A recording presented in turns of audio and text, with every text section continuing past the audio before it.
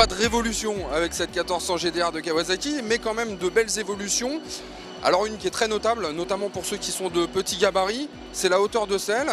Elle a été diminuée un petit peu et notamment la forme a été regalbée, ce qui fait qu'on pose un petit peu plus facilement les pieds au sol. Franchement, ça arrange quand même ceux qui sont les plus petits d'entre nous et qui aiment quand même faire de la moto. On a aussi une belle évolution en termes de capacité d'emport, c'est-à-dire qu'en fait, les valises ont pris 2 litres.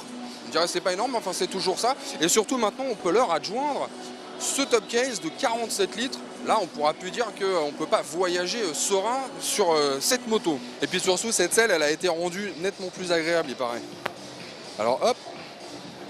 Ah, c'est vrai qu'on est bien, mais surtout, elle est plus agréable derrière pour le passager. Ah oui. On dit chez Kawa qu'elle offre un meilleur maintien, c'est vrai.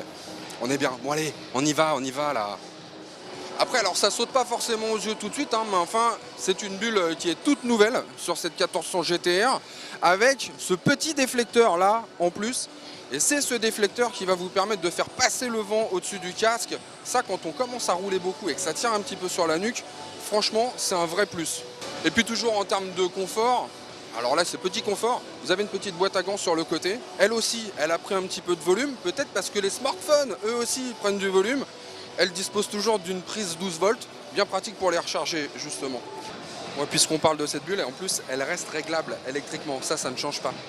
Comme le contrôle de traction et toutes les petites joyeusetés qu'il y avait déjà précédemment.